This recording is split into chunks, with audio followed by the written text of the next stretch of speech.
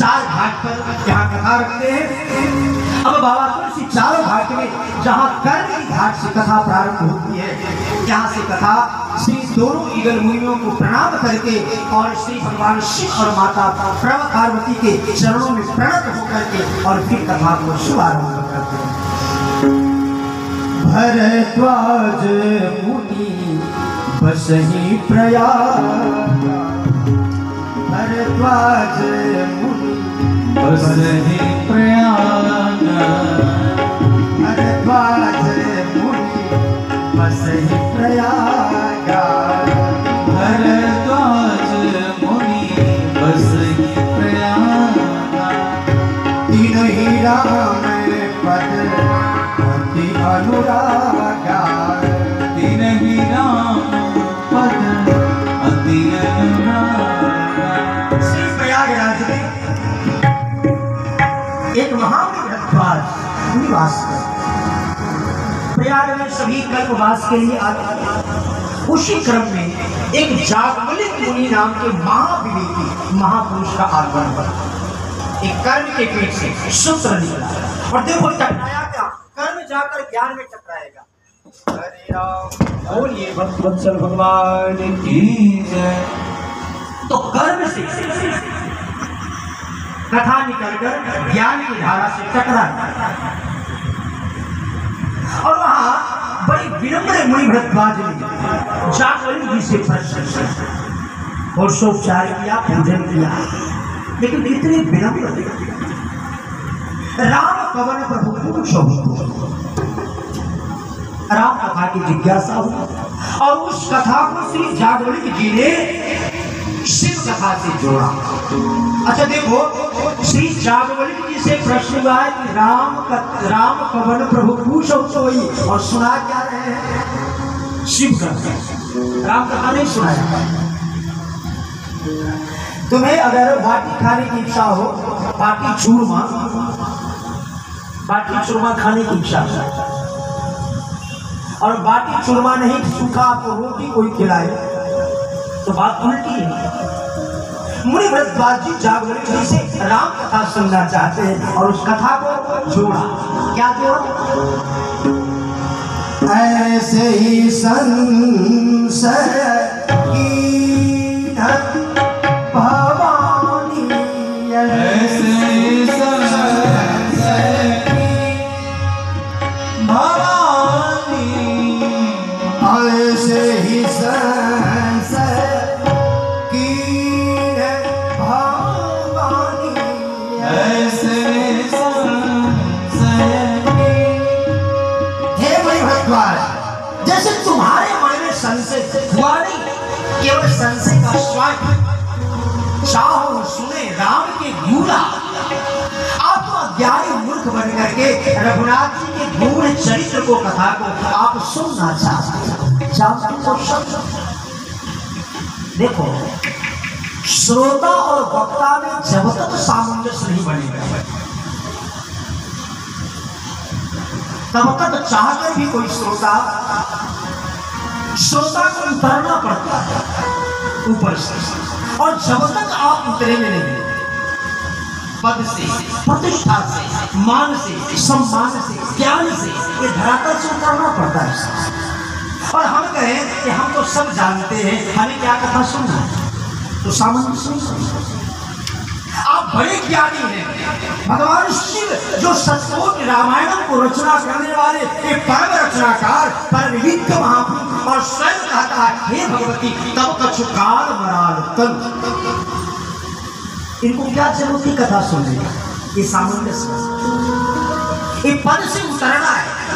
जब तक आप अपने पद से नीचे नहीं उतरोगे, धरातल पर शुद्ध होकर बैठना पड़ेगा। पात्र खाली, पात्र अगर पहले से भरा हो ना तो उसमें जल डालो तो सब बिखर जाएगा। घड़ा पहले से भरा हो तो उसको खाली कर कर बैठे। श्री जागवलिक जी कहते हैं मुनि भरद्वाज, आप सब जानते हैं, लेकिन आप अज्ञानी की तरह प्रश्न जो कर रहे हो, तुम्हारे मन में संशय भी है। ऐसे ही संशय किन्न भवानी। कब? एक बार त्रेता युग में भगवान शिव अपनी भार्या सती माता को लेकर अगस्त मुनि के आश्रम पर राम कथा सुनने गए और फिर वहां सती माता के द्वारा कथा का अपमान हुआ। भगवान शिव ने तो बड़े भाव से कथा सुनी महेश परम सुखमान।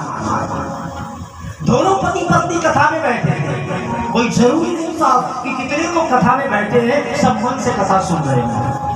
यहाँ कितने लोग बैठे हैं, किसी का मन दुकान पर होगा, किसी के मन मकान पर होगा, किसी के दुकान पर मकान पर, किसी को मुंबई, किसी को कलकत्ता, मन कहाँ जाने जाने दौड़ रहा होगा। शरीर तो बैठा है लेकिन मन विषय है, कथा मन पीता है और मन से इसलिए लागी सुने श्रवण मन लाई। जब हनुमान जी ने कथा सुनाया भगवती माता जानकी को, तो माता जानकी वहां तरुकल्लम के नीचे बैठी है लेकिन मन से कथा सुन रही है। हृदय में तब आत्मा बारे दृष्टव्य और दृष्टि सब कथा प्रदान करेगी जब आप कथा को मन से सुनोगे। मन कहीं और है, चित्त कहीं और है, बुद्धि में कोई और विचार चल रहा है, तब कथा नहीं। कई मन हरणी मंगल करणी तुलसी कथा रघुनाथ की कथा तो उसी के घट में उतरती है साहब जो मन से कथा सुनता, मन से जीता। कली मन हरण, एक कली के जो मन को विकार को हरण करने वाली एक क्रांतिकारी गुण लेकर के जो राम कथा रामचरितमानस में जिसका प्रतिपादन हुआ है, जो मन से कथा सुन श्रोता बनकर, सती माता श्रोता बनकर कथा नहीं सुन रही थी, मन वहां नहीं। और परिणाम हुआ कि जब वहां से लौटे तो देव भगवान शिव का जिस मार्ग में चले, जिसकी कथा सुनी जाए, उस उपास्य शरण साध्य का दर्शन का इच्छा जागृत हो जाए मन में।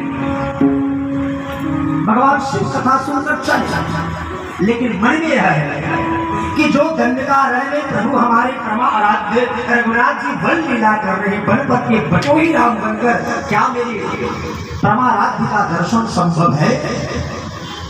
जिनकी आंखें भगवान के दर्शन इच्छा लिए और चल रही है, और सती माता वो कथा सुनी नहीं, और फिर उसी मार्ग में तासीर इश्क होती है। दोनों तरफ जनाब मुमकिन नहीं कि इधर इधर हो और उधर न हो। और फिर जब देवाजी महादेव जब इच्छा से बढ़े आगे, तो भगवान दर्शन की इच्छा लिए हुई भगवान शिव चल रहे हैं, वो परमात्मा भगवान शिव की आंखों से टकराए। भगवान शिव ने दूर से सच्चिदानंद भगवान की जय प्रणाम किया। माता सती ने विचार किया, अरे राम, इनको मूर्ख भी मैं नहीं कह सकता हूं क्योंकि मेरे पति हैं।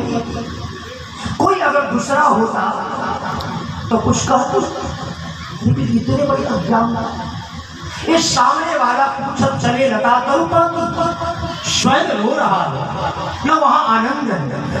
जो आनंद में रहेगा वो रोएगा। ये आनंद सच्चिद आनंद सच कहिए जो बिन से नाई, चित्त चैतन्य सकल घटमाही, आनंद सब करे आनंदा, ताको नाम सच्चिदानंदा। ये सच्चिदानंद ना आनंद है, चित्त भी अपने आप में नहीं है और सत्य भी नहीं है। ये जो हमारे प्राणेश्वर कह रहे सच्चिदानंद, ये परम सत्य है। ये परमात्मा होता है, परमात्मा को कहीं आसक्ति होती है। ये कह रहा है, हे खगमृग हे मधुकर श्रेणी, तुम देखी सीसा मृग नहीं। ये परमात्मा ना लेकिन हमारे प्राणेश्वर सम्यक कल्याण करोति इति शंकरः, जिसके मर्मस्तिष्क में विश्व की कल्याण की धारा प्रवाहित हो, वो मिथ्या बोल नहीं सकते। तो कौन है? ये मनुष्य है, ईश्वर है। मनुष्य है, ईश्वर है। माता सती का मन भ्रमित हुआ, भगवान शिव बहुत समझाए, नहीं मानी। तब भगवान शिव ने कहा, तो जाई परीक्षा ले जाओ, मानो भगवान की परीक्षा के लिए नहीं भेज रहे। देवादिदेव महादेव अपनी भार्यामती सती के प्रेम की परीक्षा ले रहे हैं।